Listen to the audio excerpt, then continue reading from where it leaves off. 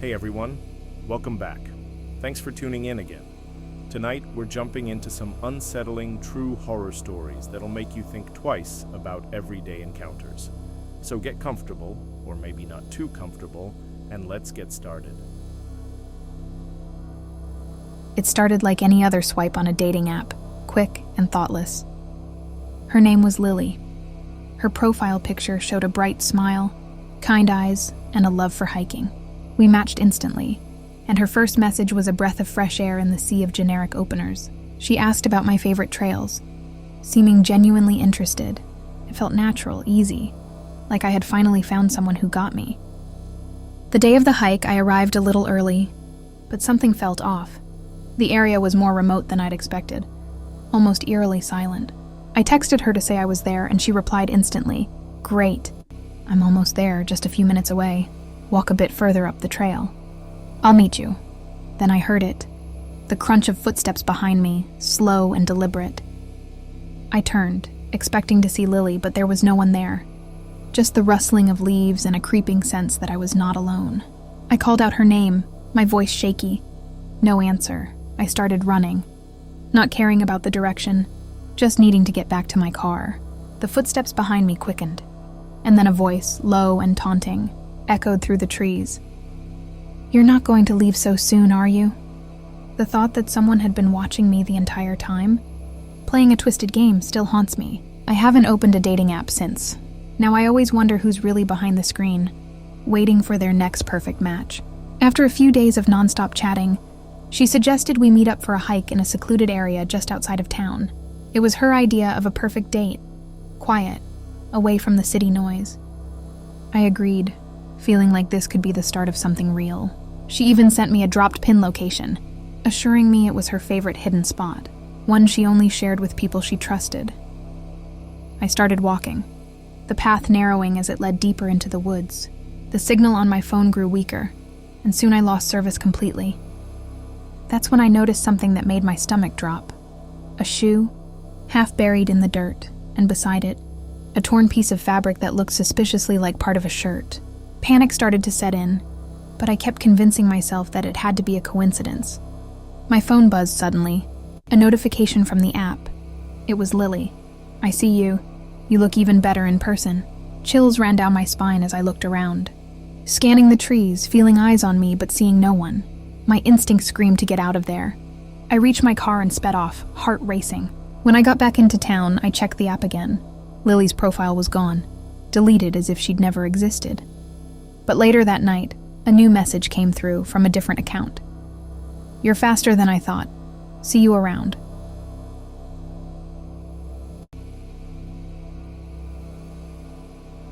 I met Caleb on a dating app that my friend swore by. His profile was filled with photos of him hiking, laughing with friends, and holding a dog named Max. He seemed genuine and down to earth, exactly what I was looking for. We hit it off right away, our conversations flowing effortlessly.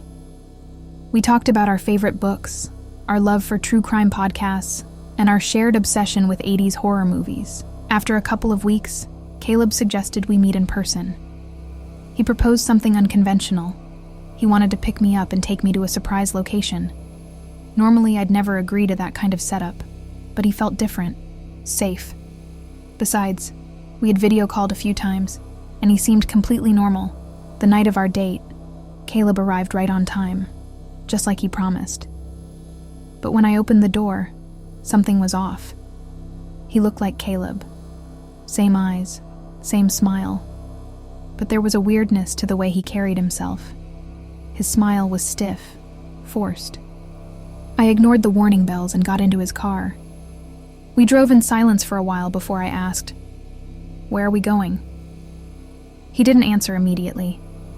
Instead, he reached into the glove compartment and pulled out a phone, my phone.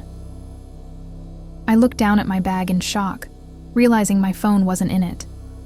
I had left it on my kitchen counter, yet here it was, in his hand. "How do you have that?" I demanded. He just smiled and said, "You should be more careful with your things." My stomach dropped as he pulled up the dating app, scrolling through our chats. But they weren't between me and him. They were between me and someone else, someone who looked like Caleb. My heart raced as I realized the Caleb sitting next to me wasn't the same guy I had been talking to for weeks. He was an imposter. I tried to open the car door, but the locks were sealed tight, controlled from his side. Panic set in as he turned off the main road, driving us into a desolate area surrounded by nothing but trees. "Where are you taking me?" I yelled. His smile grew wider. "You thought you knew who you were meeting tonight, didn't you? I've been watching your every move since our first chat. You're not the first to fall for it, and you won't be the last." Desperation took over. I reached for the steering wheel, trying to swerve us off course, but he was too strong. Just then, flashing lights appeared behind us. A cop car pulled up, sirens blaring. Someone had reported a suspicious vehicle. He cursed under his breath, yanked the car door open, and vanished into the woods before they reached us. The police found my real phone in his glove compartment, filled with tracking apps I never installed. The Caleb I'd been speaking to was never found. His profile disappeared, and his photos were traced back to someone who had been missing for years. I haven't touched a dating app since. Now, every time I see someone smile, I wonder how many faces they're hiding behind.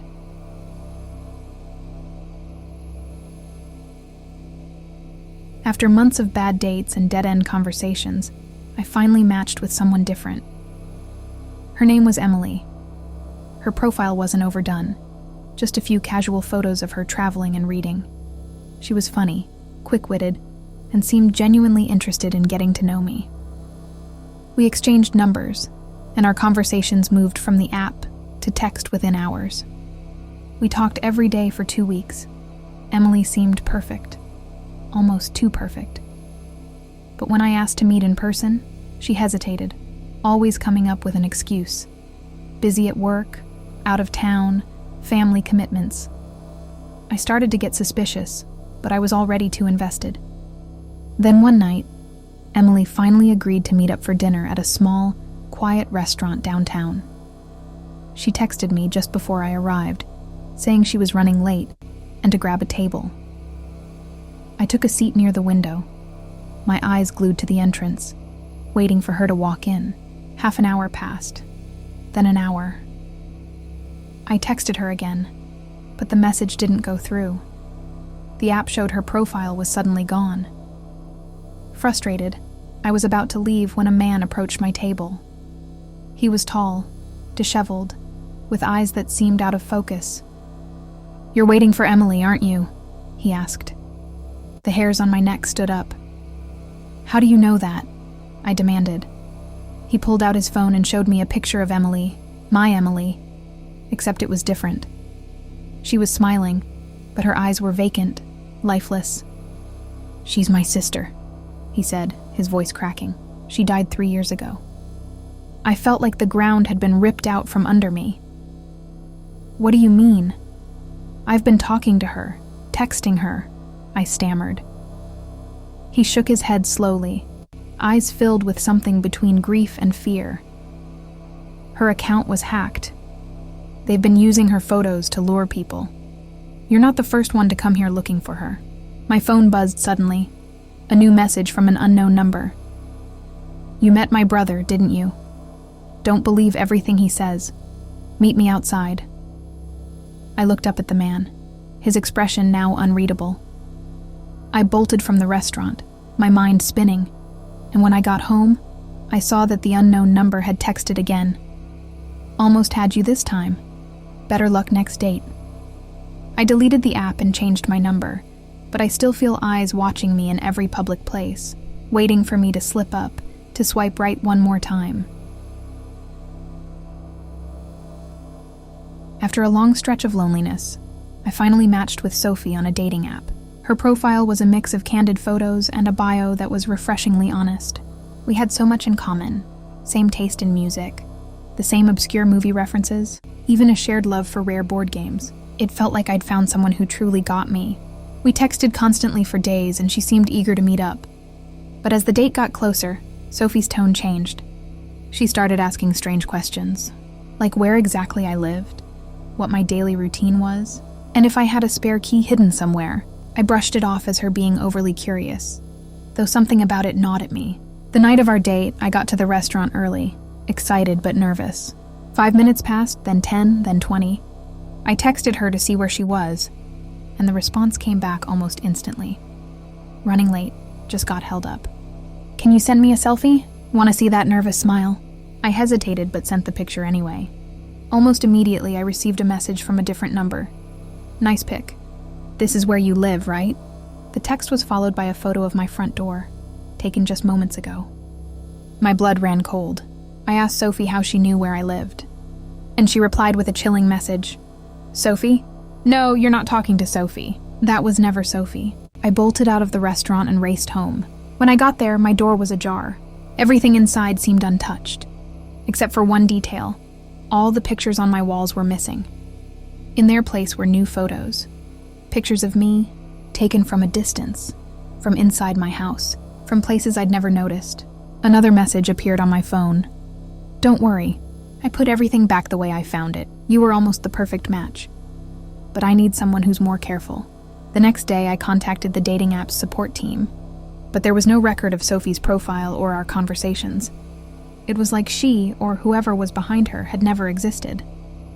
Now, every time I receive a friend request or see a profile that feels just a little too perfect, I can't help but wonder who's really behind the screen, waiting to match with me for all the wrong reasons.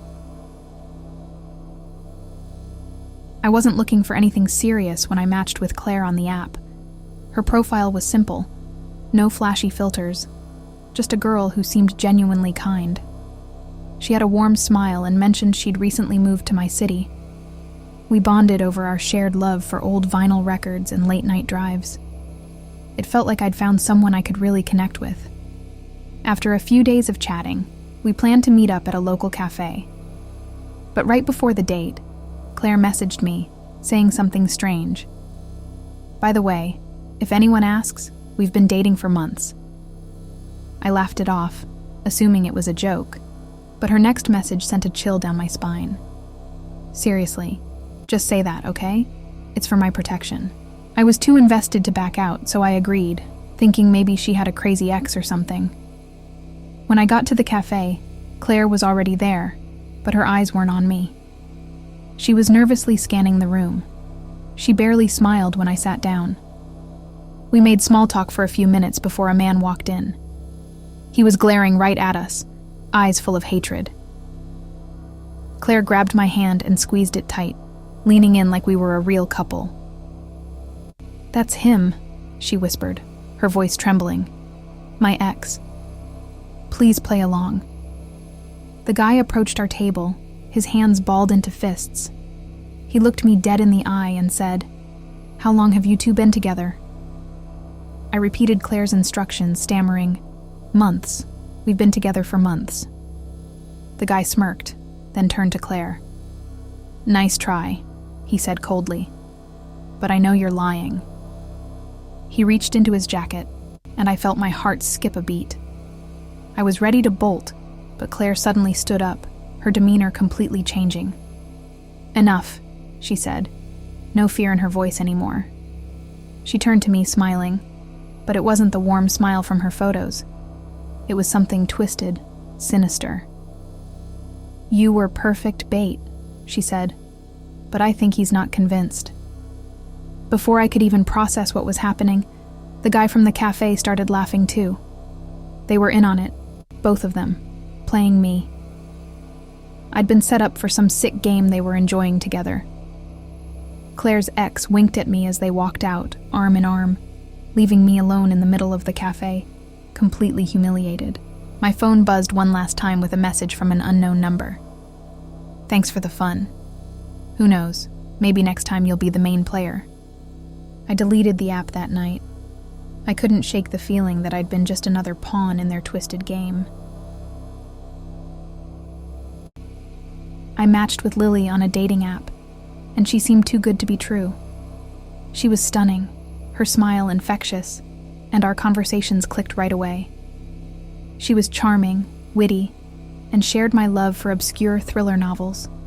We messaged each other constantly, from morning till night. Within days, she suggested a video call, which was rare but felt like a good sign. When we connected, the call was strange. Lily kept her camera off, citing a broken webcam, but I shrugged it off, thinking it was just a glitch. We kept talking, and she'd occasionally ask me to send her a picture of what I was doing. I'd send her selfies, at my desk with my dog, cooking dinner. It felt natural, but looking back, it was too comfortable. One evening, she sent me a link. "Can you look at this? Tell me what you think." I clicked it, and it took me to a hidden website. The page was filled with pictures of me, pictures I never took. There were images of me at work, out with friends, even asleep in my own bed. Chills raced down my spine when I realized some of them were taken from inside my house. Panicked, I messaged her, asking how she had these photos. Her reply was immediate. "You really should be more careful. You left the window unlocked that night." I shot up from my chair, checking every window, every door. Everything was locked now, but how long had she, or whoever it was, been watching me? As I was frantically moving through my apartment, my phone buzzed again with a new image. Of me, right then, in my living room, eyes wide with terror. I heard a faint tapping on my window. I forced myself to look, and there she was, smiling at me, her face just barely visible in the shadows. It wasn't Lily from the app. This was someone different, someone real. The next message came with a video clip. It showed my front door, and then the camera panned up to a sign nailed into the wall above. "Smile for the camera." My blood ran cold. There was a network of hidden cameras in my own home. They'd been documenting me, collecting every move like I was a specimen under a microscope. I dialed the police, but by the time they arrived, the woman and the cameras were gone. Everything vanished without a trace. The only thing left behind was a note taped to my door that read, "Thank you for being our best project yet. You were picture perfect." The app account was deleted, and Lily's profile was erased like it never existed. Now, every time I see a shadow in my window or hear a click in the quiet of the night, I wonder if she's still watching, waiting for me to slip up again.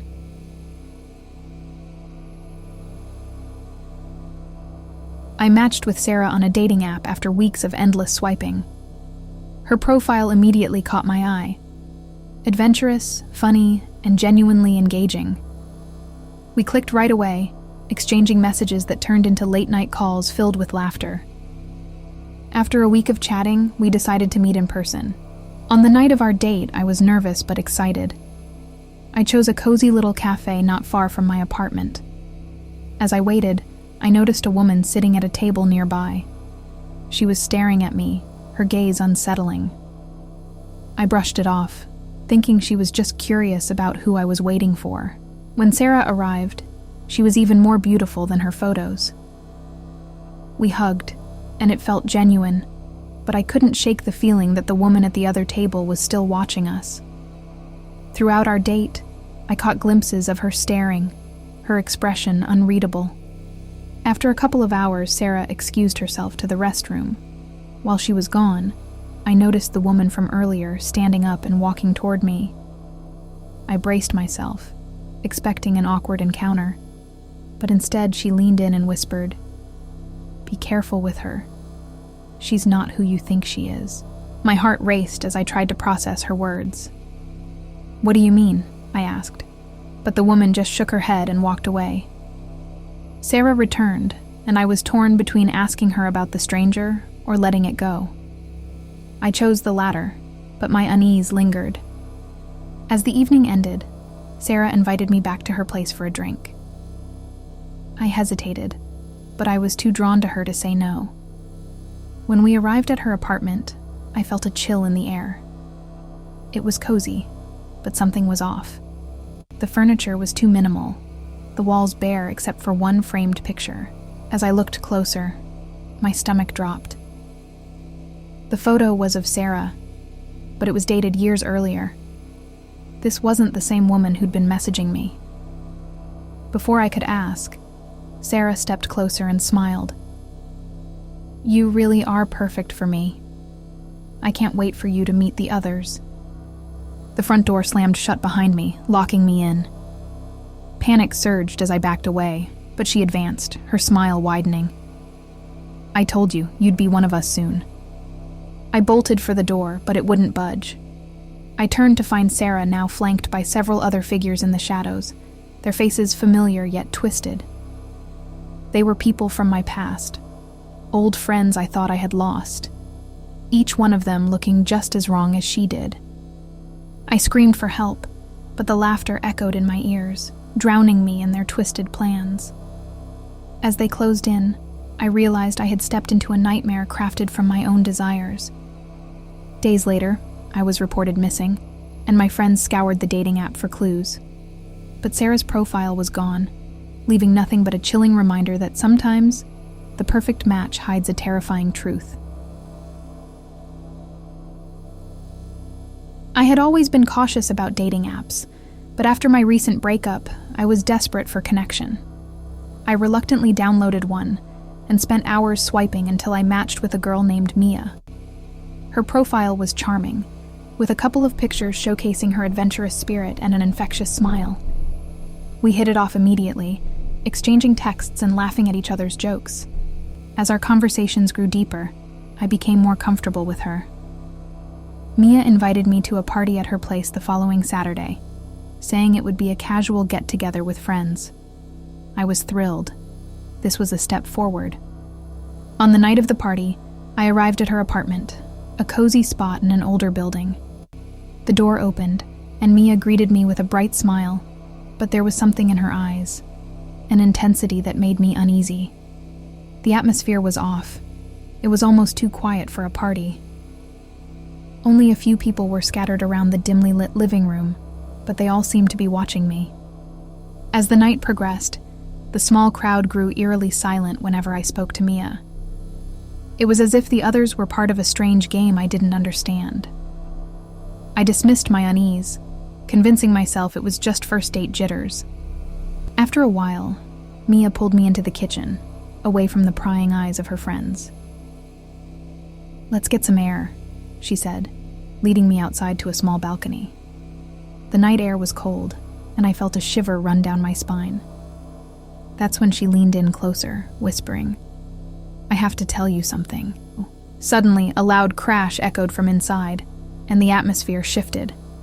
A man burst onto the balcony, eyes wild and desperate. "Get away from her," he yelled, pointing at Mia. "You have no idea what she is." Mia's expression changed instantly, her smile fading to something sinister.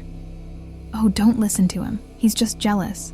Before I could react, the man lunged at me, but Mia stepped in front, grabbing his arm with surprising strength. "You can't ruin this for me," she hissed, and I backed away, heart racing.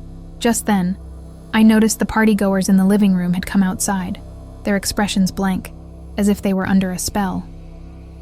I realized they were all part of this twisted scene, playing a part in whatever game Mia was orchestrating. Panicking, I pushed past them and ran down the stairs, not stopping until I reached the street. My phone buzzed with a message from Mia. "You shouldn't have left so soon. You were perfect for our group." I never went back to the app, but the feeling of being hunted haunted me. I realized that sometimes the perfect match hides a horrifying reality, and there are places you just can't escape from. I signed up for a dating app as a joke. My friends insisted I give it a shot, so I created a profile, half-heartedly filling it with pictures from my recent vacation and some generic interests. To my surprise, I matched with a girl named Jenna almost immediately. She was beautiful and seemed genuinely interested in getting to know me. We chatted for days, and I found myself looking forward to her messages. Jenna shared stories of her adventurous spirit, and soon, we decided to meet at a trendy bar downtown. As I approached the bar that night, I was both excited and nervous. I spotted her sitting at a table, and she looked even better in person. We had an instant connection, talking and laughing like old friends. After a couple of drinks, Jenna leaned in closer. "You're different from the others," she whispered, her eyes glinting in the dim light. I really like that. But as the night went on, I noticed something strange. Jenna kept glancing around the bar, her smile occasionally fading. I followed her gaze and spotted a man in the corner, watching us intently. He had an unsettling look on his face, and I felt a chill run down my spine. I tried to shrug it off, thinking it was just my imagination, but Jenna's demeanor changed. "Let's go," she said abruptly, her voice trembling. "I don't want to stay here anymore." We walked out, but as we stepped onto the street, the man followed us. My heart raced.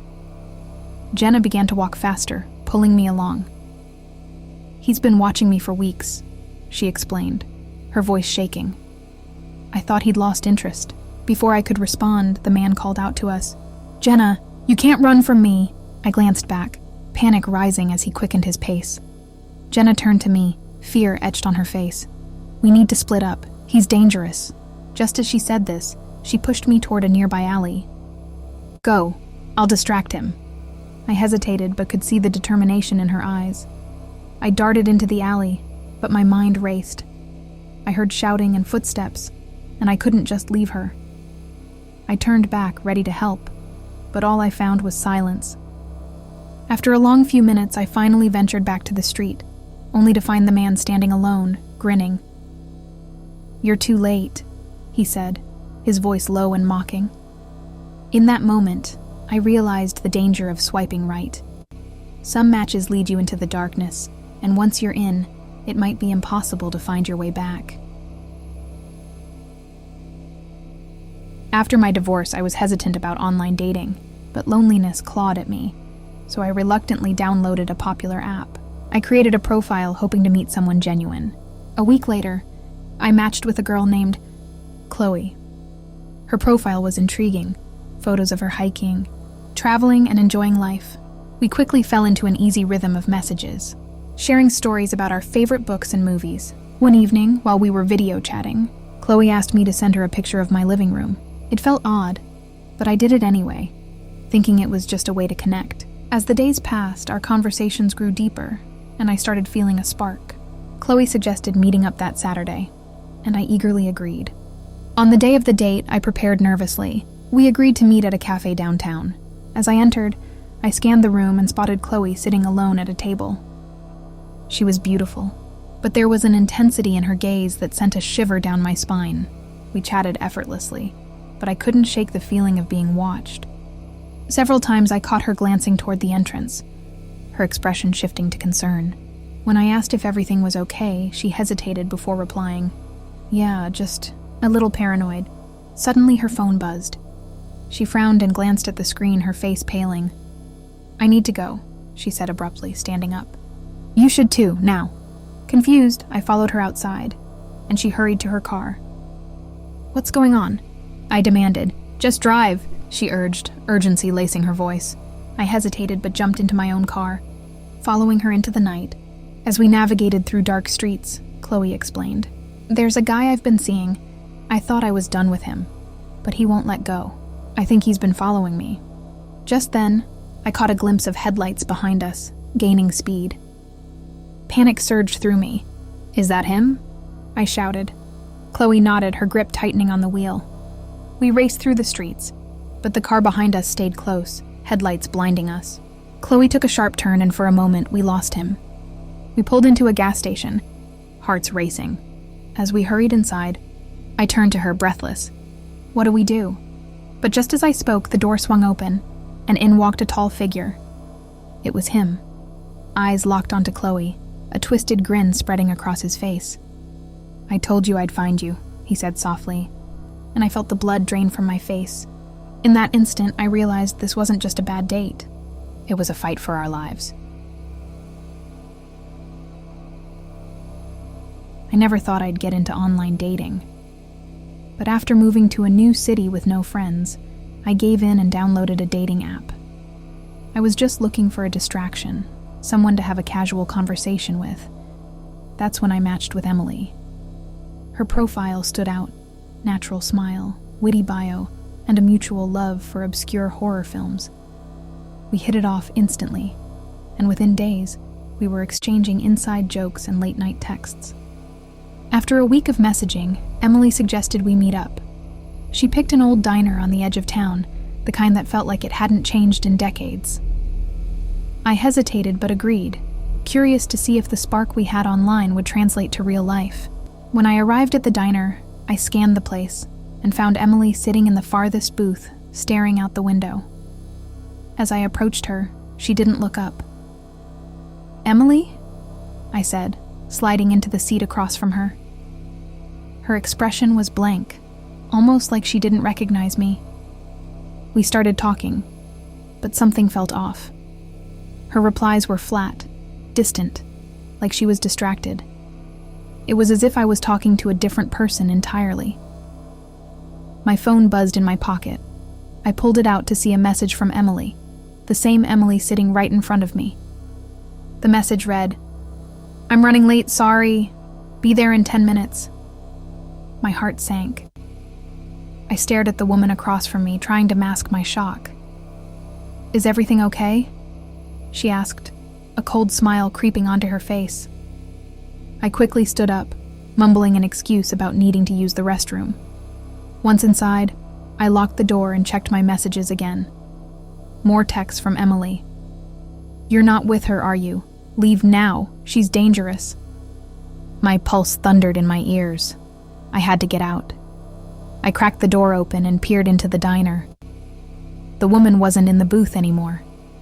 She was standing by the exit, her eyes trained directly on me, her smile wider and more unsettling.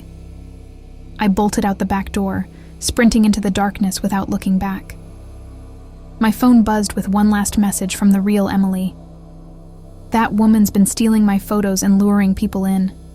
She's done this before. Please, just go home." As I drove away, hands shaking on the wheel, I glanced in my rearview mirror. There she was, standing in the middle of the road, staring at my car with that same eerie smile. I realized then that the world of online dating wasn't just about swiping right. It was about staying one step ahead of the nightmare that might be waiting on the other side.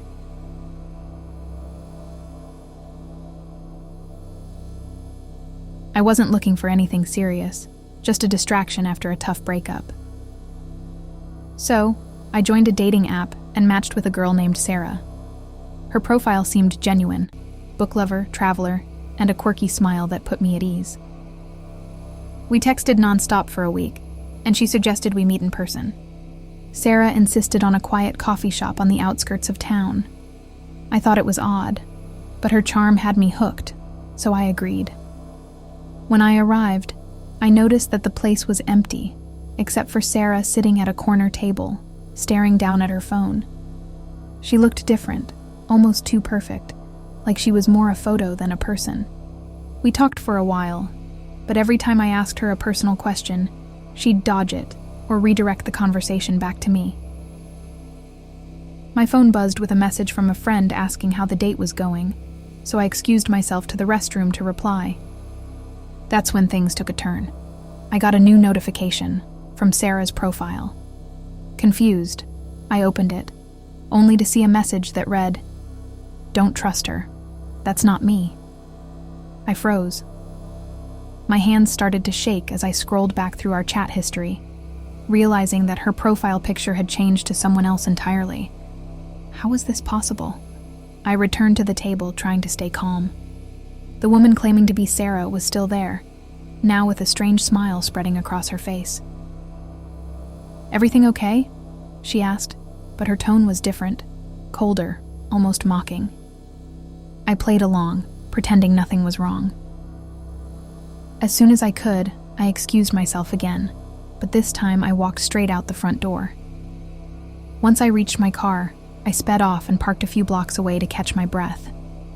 My phone buzzed with another message, this time from the real Sarah.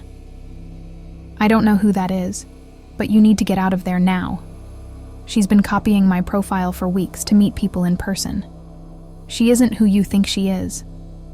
I looked in the rearview mirror and saw her, standing under a streetlight, staring directly at my car, her face twisted into that same eerie smile. She raised her hand, and I noticed she was holding my wallet. I hadn't even realized it was gone. The next day, her profile vanished, and I never heard from either Sarah again. I deleted the app that night, realizing that the real danger wasn't in meeting someone online. It was in not knowing who was really on the other side.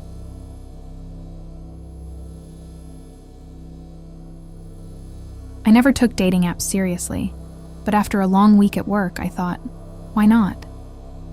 Swiping through profiles, I found her, Jessica. She had this aura of mystery about her, with photos of nature hikes and old buildings, and a bio that read, "Looking for someone who enjoys hidden secrets." It felt unique, almost cryptic, so I swiped right, and we matched instantly. Our conversations were thrilling. She had this way of making every message feel like a puzzle, leaving me wanting to know more. After a few days, Jessica suggested we meet up. The catch? She wanted me to choose a spot that wasn't in public, something more personal. Against my better judgment, I chose an old abandoned factory I used to explore with friends, remote, quiet, and definitely off the grid. She agreed immediately, saying it sounded perfect. When I got there, the factory was empty and eerily silent. I texted Jessica to ask where she was, and she replied, "I'm inside, waiting. Come find me." I stepped in, the air heavy with dust and echoes, each footstep amplifying my sense of unease. As I walked deeper into the building, I noticed something strange. Photos taped to the walls. They were of me. Pictures from my daily life. At the grocery store, leaving work. Even ones taken through the window of my own home. My heart pounded as I realized someone had been following me for weeks, maybe months. A new text buzzed on my phone. It was Jessica's profile picture, but now her face was gone, replaced with the words, "You finally found me." I turned around, and there she was. Not the girl from the photos, but someone else entirely. Her face was wrong, like she was wearing a mask that didn't quite fit. "You shouldn't have come alone," she said, her voice hollow, mocking my fear. Before I could react, she pulled out a small black device, pressing a button that made my phone vibrate uncontrollably. My screen filled with a message. "Live stream, 1 viewer." I realized in horror that someone else was watching this, had been watching everything the whole time. I ran, my pulse echoing in my ears, but I knew I'd never forget her face. The face that wasn't Jessica's, but someone else's twisted creation, hiding behind a screen. That night, I deleted every dating app on my phone, knowing that whoever was out there didn't need the apps to find me anymore.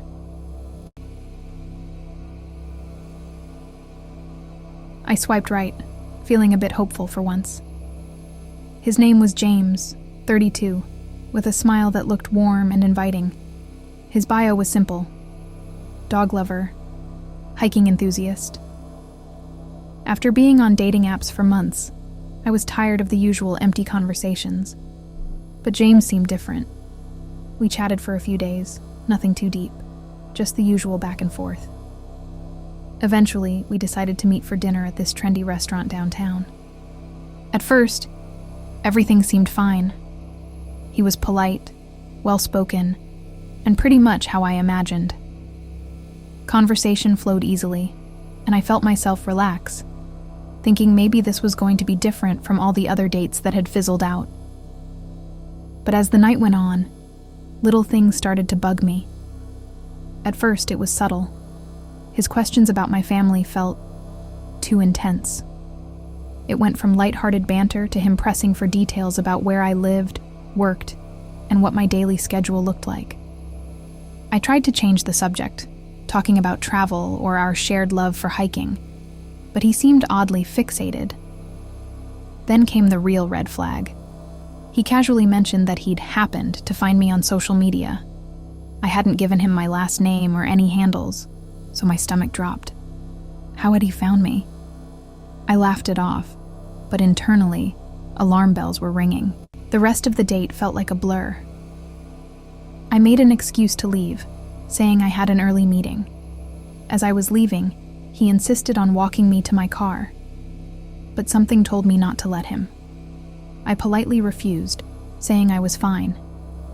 His smile faltered, and his eyes darkened in a way that made me feel genuinely unsafe. I rushed to my car, locked the doors, and drove off, feeling his gaze on me the entire time. That night, I blocked him on everything, but the next morning, I woke up to a new message request on Instagram from an account I didn't recognize. It was James, using a different profile. "You can't ignore me forever," the message read. I felt a chill run down my spine. A few weeks later, I read a news article about a woman who'd gone missing after meeting someone from a dating app. The man in the picture? James. Or at least, that's the name he used with me. I never used dating apps again after that. I still get paranoid whenever I walk to my car alone. I thought dating apps would be a fun way to meet people. At first they were, until I matched with Erin. Her profile seemed normal, 28, into yoga, hiking, and reading. We chatted for a couple of weeks and agreed to meet for coffee. Our first meeting was pleasant. She was soft-spoken and shy, and we talked about books and hiking. I thought a second date would be fine. The morning of it, though, I got a strange text from her. "You're not going to flake on me, right?" That felt off, but I reassured her. At the restaurant, she seemed nervous and kept bringing up how she'd been ghosted before, how she hated being lied to. The whole dinner was tense. The next morning, I woke up to 15 missed calls and dozens of messages from Erin, each angrier than the last, accusing me of ignoring her. I blocked her, but for weeks, I felt like someone was following me. I eventually changed my number and moved to another city just to feel safe again. My friend Sarah had a different, but equally terrifying experience. She matched with Greg, a charming guy with a great sense of humor. After a few dates, she invited him to her place for dinner. Later that night, she found him in her bathroom with her medicine cabinet open. He claimed he was looking for aspirin, but something felt off. After he left, she noticed her anxiety meds were missing. When she confronted him, Greg got defensive and denied everything. She later learned from mutual friends that Greg had a habit of charming women, stealing medication or small valuables, and disappearing. Sarah cut off all contact and reported him, but she was left feeling violated for months. Then there's Mark. He met Lisa on a niche dating app for outdoorsy people. They planned a weekend hiking trip, and Lisa chose a remote trail a few hours out of town. Everything seemed fine until, halfway through, Lisa became quiet and distant. Suddenly, she stopped and told him, "This is where we part ways." Before Mark could react, 2 men emerged from the trees, walking toward them. Without thinking, Mark bolted down the trail, running until he reached the parking lot. He never found out who those men were or what they wanted, but it scared him enough to swear off dating apps forever. I never thought a simple swipe could lead to something so unsettling. I'd been on dating apps for a while, meeting people with no real connections, until I matched with Matt. His profile caught my attention. He was into photography and traveling, seemed genuine. After a week of chatting, we met for drinks. Our first date was great. Matt was charming, funny, and easy to talk to. By the end of the night, we were already planning a second date. I thought maybe this one would be different. But things quickly took a turn. A couple of days after, Matt began texting nonstop. At first, it seemed flattering, but soon, it became obsessive. One night, he sent over 50 texts, asking where I was, why I wasn't responding, and who I was with. I brushed it off, thinking he'd calm down. The next morning, I woke to a message that sent chills down my spine. "I'm outside your apartment." My heart pounded. How did he know where I lived? I hadn't told him. I peeked out the window, and there he was, standing near the entrance, looking up at my building. I texted him, trying to stay calm, asking why he was there. He said, I felt like we had a connection and wanted to surprise you. I told him I wasn't comfortable with him showing up unannounced, but he just replied, "I'll wait until you're ready." The rest of the day, I stayed inside, too afraid to leave. Eventually, he left, but the texts didn't stop. He sent messages from different numbers, apologizing, begging, even sending photos of spots near my building. I blocked him on everything, but he kept finding ways to reach me. Then came the worst message. "If I can't have you, no one can." I went to the police, but they said there wasn't much they could do without direct threats. I changed my locks, started staying with friends, even considered moving. The last message I got from an unknown number simply said, "I'm watching." I haven't heard from him since, but the fear hasn't left me. I deleted every dating app and can't shake the feeling he's still out there.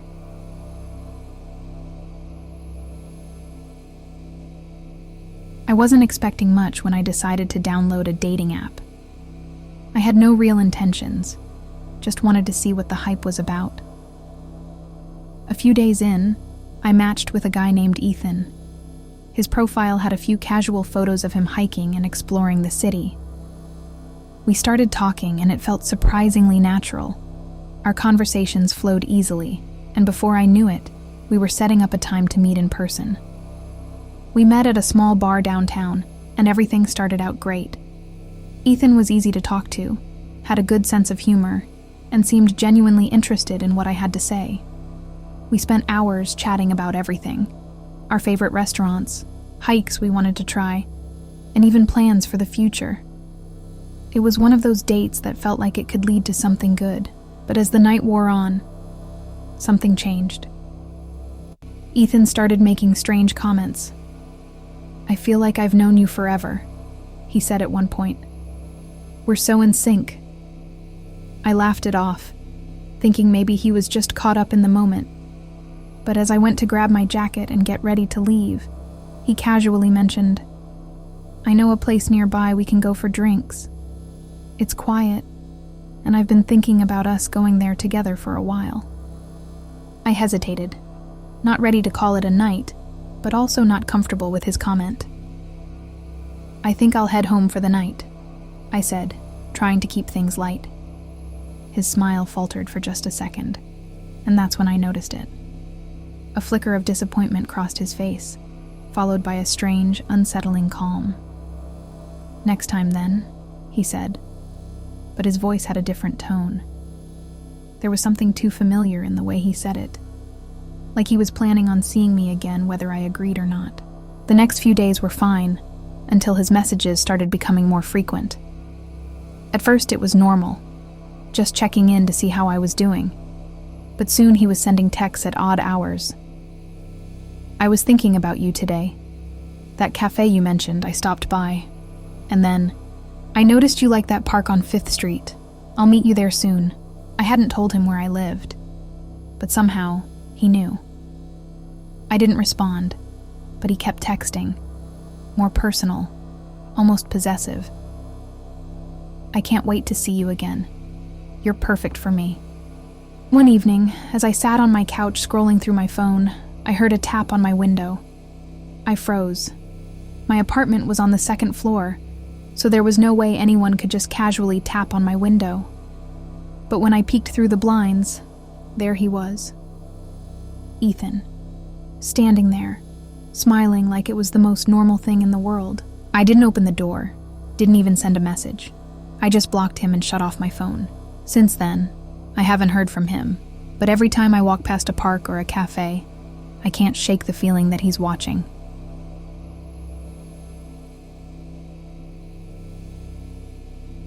I never thought much about online dating, but after some nudging from friends, I gave it a try. That's how I started chatting with Kyle. His profile was simple: photos of him camping and hiking and a line about loving nature. After a week of chatting, he suggested a weekend hiking trip. It seemed like a bold move for a first date, but I agreed, figuring it would be fun. We met at the trailhead on Saturday. Kyle looked normal, friendly and casual in his hiking gear. As we walked, everything felt fine at first. just talking about jobs and favorite trails. But the deeper into the woods we went, the more distant Kyle became. About halfway in, he suddenly stopped and said, "I know a better spot off the trail. It's more secluded." Something in his tone unsettled me, so I declined, joking about sticking to the main trail. He stared at me for a moment before shrugging and moving on like nothing happened. Still, I felt a knot forming in my stomach. A while later, his phone rang, but when I glanced over, I noticed there was no call. He was pretending. That was it for me. I told him I needed to head back. He offered to walk me to my car, and I agreed. But the whole way, I couldn't shake the feeling that something was off. When we reached the parking lot, I quickly thanked him and left, locking my doors immediately. A few days later, I started hearing strange noises outside my apartment at night. Footsteps, rustling. One morning, I found a note taped to my door with a single word: "Next." I reported it to the police, but without proof, they couldn't do much. I moved not long after. To this day, I can't hike alone. I can't shake the feeling that Kyle wasn't done with me. Every time I hear footsteps behind me, I wonder if he's still out there, watching. I had just moved to a new city and thought joining a dating app would be a good way to meet people. I wasn't really looking for anything serious. Just some casual dates to help me adjust to the new place. That's when I matched with Jake. He was charming in a low-key way. His profile mentioned he was a software developer, loved to travel, and had a soft spot for old vinyl records. We started talking, and he seemed like a genuinely interesting guy. So we made plans to grab a coffee the following weekend. When we met, Jake was friendly and polite, and we hit it off quickly. The conversation was easy, and it felt like we had similar interests. He talked about his work in tech, his passion for photography, and the solo trip he took to Europe last summer. I found myself enjoying his company more than I expected. So when he suggested grabbing dinner after coffee, I agreed. Dinner was great. We laughed, shared stories, and at the end of the night, Jake offered to walk me home since we only lived a few blocks apart. As we walked, we talked about our favorite places in the city, and I even pointed out the building where I lived. The next day, Jake texted me, thanking me for a great night. It was normal, pleasant. We kept texting over the next few days, but I noticed something strange. He seemed to know where I was, even when I hadn't told him. He'd text things like, "Hope you're enjoying that sandwich at the deli," or "I see you're out for a walk in the park today." I brushed it off at first, thinking maybe it was a weird coincidence since I frequented a lot of local spots. But one evening, I was walking back to my apartment, and as I turned the corner, there he was, Jake, leaning against a lamppost. "What a coincidence," he said, smiling. I was just in the area. I felt uneasy, but I tried not to let it show. We talked briefly before I made an excuse to head inside. Over the next week, he kept showing up near places I went. I'd be at my usual coffee spot, and there he'd be, acting like it was no big deal. "We must have similar routines," he joked. But it wasn't funny. It was starting to feel invasive, like he was following me. I decided to stop responding to his texts, hoping he'd get the hint. Instead, the messages got more persistent. "Why aren't you answering? We had such a great time. Don't you want to see me again?" Then came a message that chilled me. "I know you're home. Why are you avoiding me?" That night, I heard a knock at my door. I didn't answer, but I peeked through the peephole, and sure enough, it was Jake. He was just standing there, knocking over and over, calm as ever. When I didn't respond, he started calling my phone. I ignored it, heart pounding, until he finally left. The next morning, I went to the building superintendent and told him what had happened. He promised to keep an eye out, but there wasn't much more he could do. I considered going to the police, but without any real threats. I didn't think they'd take it seriously. A few days passed, and things seemed to calm down. No texts, no calls, no knocks on my door. I thought maybe Jake had finally moved on. But then, as I was walking home one evening, I saw him again, standing across the street from my building. He didn't approach or say anything this time, just watched as I hurried inside. I ended up moving a few months later, and though I never saw Jake again, I can't shake the feeling that he wasn't done with me. Even now, every time I hear footsteps behind me or see someone lingering too long in a coffee shop, I wonder if it's him, waiting for the right moment to show up again.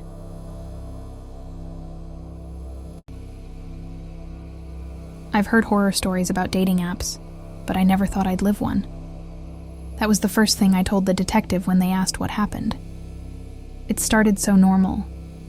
I matched with Ryan, a guy who seemed as ordinary as they come. His profile showed him hiking, playing with his dog, cooking, basic stuff.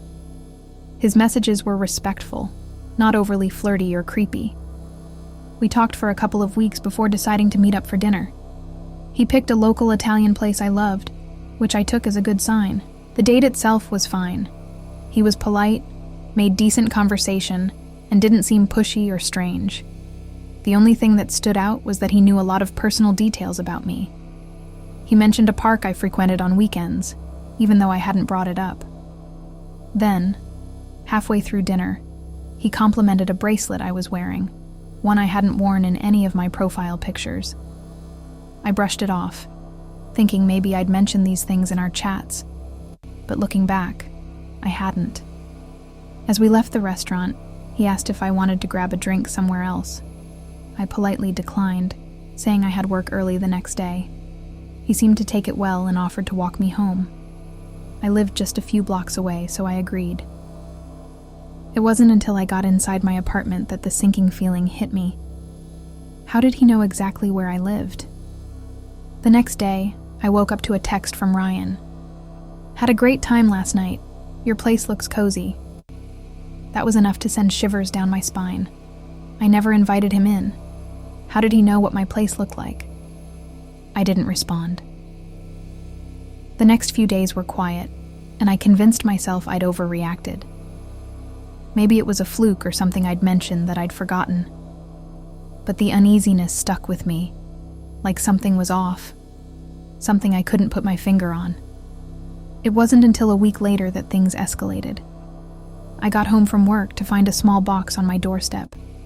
Inside was the exact bracelet I had worn on our date.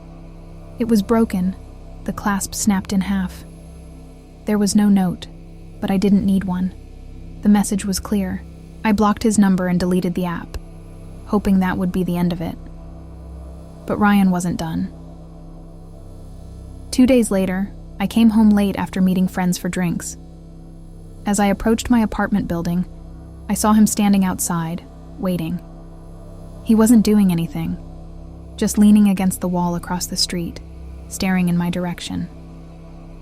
I pretended I didn't see him, hurried inside, and locked the door behind me. Over the next week, the sightings became more frequent. Sometimes it was outside my building, other times at the grocery store or a cafe I'd visit regularly. He never tried to approach me or talk, just watched from a distance, as if he was waiting for something. I felt like I was constantly looking over my shoulder, paranoid that he'd be around every corner. One night, after I hadn't seen him for a couple of days, I came home to find my door slightly ajar. My heart raced as I pushed it open, fearing what I'd find inside. Everything looked untouched, except for a photo frame on my dresser. The picture inside had been replaced with a new one, a photo of me from our date. I called the police that night, and they took a report, but with no physical evidence or clear threats, there wasn't much they could do. I changed the locks, got security cameras installed, and tried to go back to my life. But I never really felt safe again.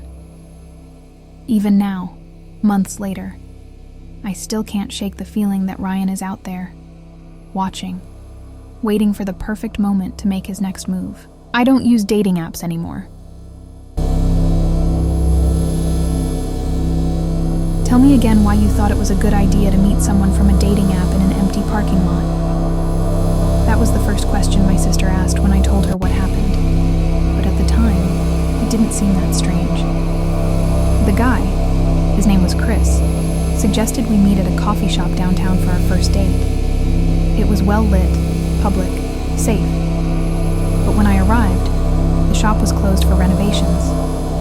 Chris texted me right as I pulled up. "Hey, didn't realize they'd be closed tonight. Let's just meet in the parking lot across the street and figure out where to go from there." I hesitated.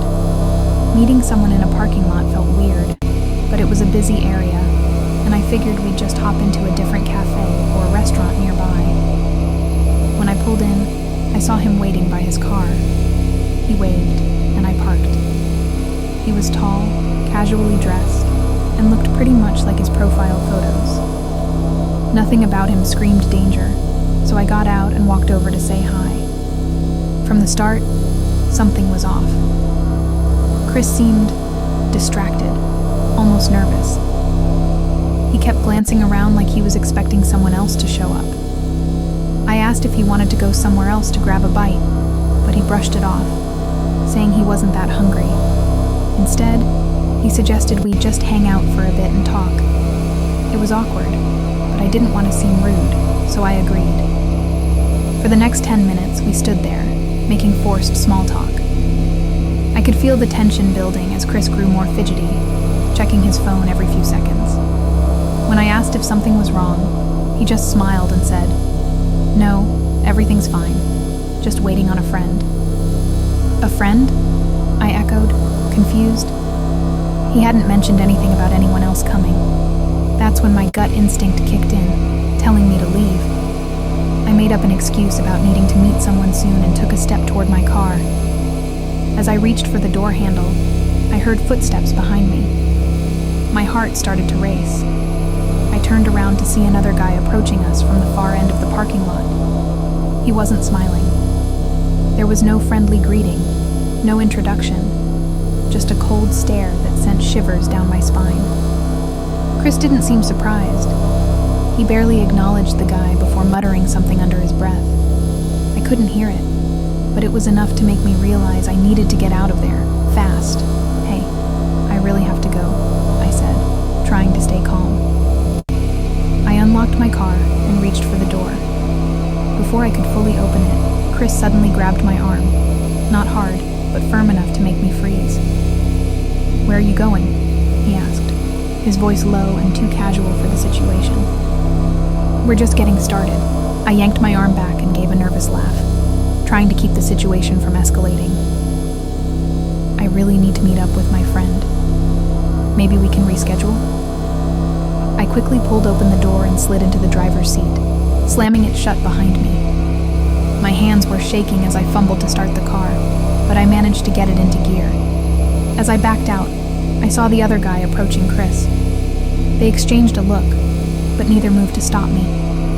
I drove away, my heart pounding, and didn't look back until I was several blocks away. Only then did I allow myself to breathe. When I got home, I couldn't stop thinking about what had just happened. I replayed every detail in my mind. How Chris had acted, the sudden appearance of the second guy, the eerie calm in their interactions. I realized I'd narrowly avoided something far worse than an awkward date. I blocked Chris immediately and deleted the app. Later, I found myself wondering how many other people he'd tried that on. Maybe I was paranoid, maybe not. But I'd trusted my instincts, and that alone had probably saved me. The next day, I reported his profile to the app, but the experience stayed with me. For weeks, I was jumpy, looking over my shoulder whenever I walked to my car or entered a parking lot. It was like I could still feel their eyes on me, waiting, watching. I never heard from Chris again, and I've been much more careful ever since. No more meeting in strange places. No more taking chances on people I don't fully know. It's scary how quickly things can turn from harmless to dangerous when you're not paying attention.